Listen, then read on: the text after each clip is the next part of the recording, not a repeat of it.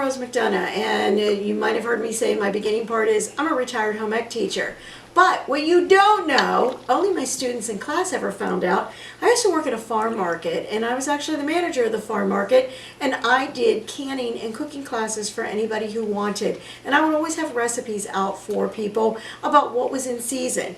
We are at the tail end of getting peppers and hot peppers that are fresh from someone's garden. And so I want to end with something that I really like.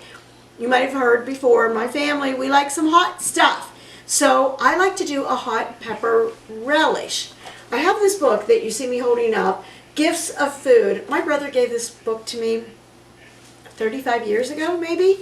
Very long time. And I have a recipe. It's a green pepper jelly. What's the difference between a jelly and, say, the relish? The jelly is I would have taken all of this stuff that I'm going to be using, which is my hot peppers, 10 hot peppers, and because my green peppers were so big, I'm only using 2 green peppers, although the recipe says about 4. When it's all done, you want to have about 4 cups of chopped vegetables. So the recipe in this book will tell you to bring your mixture with a cup of vinegar to a rolling boil, and you boil it hard for 1 minute, and then you pull it off and you put it into cheesecloth, and then you just get all of the juice that will come out of it. Well, I don't want that. I actually want to have the fruit or the peppers into it. So of course, you know me, I play recipe games. I have all my little weird stuff written over here because I found other recipes. I've taken the one from SureJell. If you don't know what SureJell is, it means you've never made jams in your life, because jams and jellies, you use SureJell. So I've taken the recipe from the SureJell and sort of mixed it together a little bit. And this one tells you 2 medium green peppers, 2 medium red peppers, and 10 large green jalapeno peppers. And I am using the hot peppers. And again, it tells you want to have about 4 cups. So I'm going to use them in my food processor. Once I've done that, then I'm going to add my pectin to it. My recipe originally said that you want to use liquid pectin, but I'm going to use the dry pectin. I'm also using a cup of sugar. And I'm laughing because I'm trying to clear my throat because the hot peppers are so hot. They're actually clogging me up here. But I put a cup of sugar in, and I put a cup of vinegar in. I also put in a 1.5 teaspoons of my kosher salt. And how weird is this? This is a teaspoon of butter. What? Well, the reason you put the butter in when you're making your jams or your jellies is because this helps it to stop foaming. And if you don't know what I mean, then don't put it in and watch it, and you'll see the white froth coming on top of it. The butter seems to cut that down, so that's why I'm going to use that. Now, when I made my last batch, I cheated a little bit over, and I had about 5¼ cups, and so my stuff looks like it did not set up. No matter what I did, it just seemed to not set up. And I processed these jars. They're all processed. They sit on a shelf. I don't need to have them in my refrigerator. But of course I'm going to eat them anyway. And as soon as I took them out and I opened one up and then I threw it in the refrigerator, well, things changed a little bit once it was in the refrigerator. And voila! It's now jelly-like, and this is exactly how I want it to be. But today for my demonstration, I'm doing exactly 4 cups. I'm being as close as I possibly can to that. What would you do with this? Well, I eat these on sandwiches every chance I get. I love them. I also eat it on crackers, and I'm going to show you a picture when we're all finished of us eating it on brie cheese, because that's when it's really wonderful.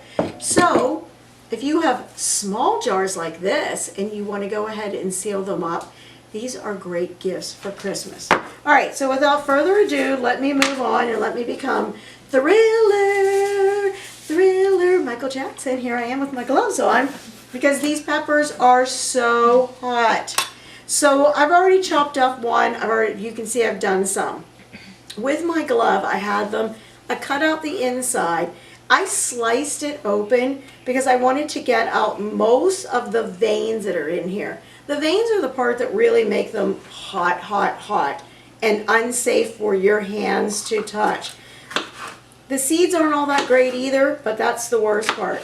I just chopped them up into pieces about this big, and I put them in my food processor. You don't have a food processor? Do you have a blender? Maybe you like some margaritas and so you use it. You can put it in your blender as well. The only thing I'm going to suggest is if you're using your blender, take your cup of vinegar and add about 1/4 cup of the vinegar each batch that you do until you've used up your cup of vinegar. So I'm going to do my hot peppers, I'm going to do my green pepper, and I'm ready. Again, these are washed and ready to go. You cut off just a little bit of your stem end here, put it aside. Oh, I'm going to be sucking that in again. And then I put my knife in and just twist it around like this. And I'm going to have some pieces that are going to come out, and that's fine. Sometimes I try to go in and stab it and turn it. If you can't do that, it's all right. You're just going to pull it out, shake it down. I have a small bag here I'm actually going to put everything in. I'm looking in here and I can see there's a lot of vein in here. So I'm going to put the tip of my knife in and go through again using my glove. Let's pull it open. Oh yeah, there's the veins going on there again. So once I have most of the veins cut off, I'm just going to chop it up a little bit more like this, put it in here, and I'm going to pulse it. That's just how I happen to do it. You don't need to watch me do all this, but I want it to look about like this. These are about what your pieces should look like. So I'm going to turn this off so I can go ahead and chop up the vegetables because it's loud, and I'll put it all back and then I'll show you the next step. So you all know that I can't stand to waste anything. So yep, here I am using my vinegar to help rinse out my inside bowl here so I can get pretty much everything in. So I've added that, and I'm going to go ahead. I'm taking my glove off now. I don't really need it at this point. I'm also going to add my sugar. You don't have to add sugar. In fact, not all the recipes call for sugar, but I do add the sugar. And I'm adding this. And it's the third time I've knocked this pectin over, I swear. My goodness, I shouldn't have opened it up until the very last minute. That's the problem. And I'm adding the pectin to there. Once I do that, of course, you know what I'm doing. I'm just going to mix it up here. I don't have to mix it in this bowl. I can mix it into the pot that I'm using. And it's my Dutch oven, so it's nice and heavy. The directions say, just as a reminder, you want to bring this to a rolling boil, and you want to boil it hard for 1 minute. And then you can remove it after you're done with that. I'm going to be honest. I'm going to put mine in, and I'm going to can it. I'm going to put it in some jars, and I'm going to can it because I want to be able to have it for the winter and also to give gifts for. You can freeze it at that point if you want, or if you want to do this right before, I don't know, right before Christmas, you want to give it a gift, or you just like it a lot. This is not a lot. I know 4 cups seems like it's a lot, but it's not. Well, I guess it's almost 5 cups by the time you've added the liquid to it. But if you want to, you can put them in freezer containers, put them in the back of your refrigerator. This should last several weeks. I would say you'd at least get 6 weeks out of them. My first jar that was like this, we kicked our first one out in a week. So real easy to do. Once you start eating them, it's delicious. So you see that I've done that, switching it back over here and putting it into my really good pan. That'll help me to be able to get the last of that all mixed up in there. And I could have saved a little bit of my vinegar if I wanted to and used my vinegar to help get the rest of this out. But instead, I'm just using my handy dandy rubber scraper. You know how I love my rubber scrapers. You want to make sure that all of the mixture of the peppers is together. I don't just want green. I don't just want hot peppers. I want it mixed together. Look how beautiful that is. I just love colors. I love when in foods when you put all these colors together and they look so beautiful. So that's it. I'm going to take that with my tablespoon of butter that you probably think I'm really weird about. Guess it's not coming out without some help. Dropping that on top of it, I'm going to go over to the stove and I'm going to cook it. You're not going to watch me cook it because it's going to take a while for this to come to a boil. It's probably going to take at least, I don't know, 6 or 7 minutes because it's so dense for it to come to a boil. Boiling it hard for 1 minute, and then I'm going to go ahead and put it in my jars and I'm going to put it away. You don't need to watch all that. You just need to know, well, why in heaven's name would you use this? Well, Brooke and I were talking and she said, the brie cheese. Maybe not everybody knows what brie cheese is, that fancy brie cheese that you have. So I got out my little board that I use here. Let me make sure you guys can see this because it's just so pretty when it all goes together. I'm not going to use this whole thing because then I'd have to eat it all tonight, but I just bought this brie when you get the brie, it's always wrapped up. And then when you open it up, I've had people tell me, what's wrong with it? There's nothing wrong with it. This cheese, the way it has been cured, is they'll dip it down into a solution, let it drain. Dip it down into a solution, they'll let it drain. They'll do that several times, and that's where you get, it almost looks like it's a papery kind of thing on top of here. That's all edible. No worry about that whatsoever. So I'm just going to take a piece of it, and I'm going to, this is going to be a lot of cheese that I'm going to have to eat once I open this up.